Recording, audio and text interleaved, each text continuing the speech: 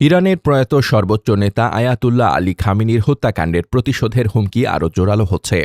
এবার দেশটির একটি প্রভাবশালী গণমাধ্যমে প্রকাশ করা হয়েছে ১৩ জন বিশ্বনেতার ছবি সম্বলিত একটি কথিত হিটলিস্ট।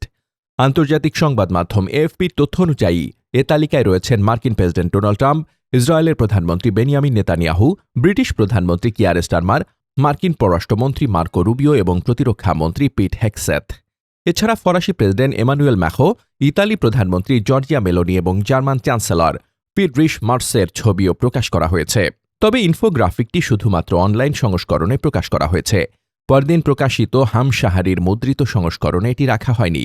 এই তালিকা প্রকাশের আগে এক বিবৃতিতে ইরানের বর্তমান সর্বোচ্চ নেতা মোস্তফা খামেনি বলেন, প্রতিশোধ আমাদের পুরো জাতির ইচ্ছা এবং তা অবশ্যই বাস্তবায়ন করা হবে। যারা এই অপরাধে জড়িত তারা শান্তিতে মৃত্যুবরণ করতে পারবে না। তবে তিনি কোনো ব্যক্তির নাম সরাসরি উল্লেখ করেননি। ইরানের অভিযোগ, সাম্প্রতিক সংঘাতে ইউরোপের কয়েকটি দেশ যুক্তরাষ্ট্রকে নিজেদের ভূখণ্ড ও আকাশসীমা ব্যবহারের সুযোগ দিয়েছে। তেহরানের দাবি, এর মাধ্যমে ওই দেশগুলো সংঘাতে সরাসরি যুক্ত হয়েছে এবং এজন্য তাদের দায় এড়ানোর সুযোগ নেই।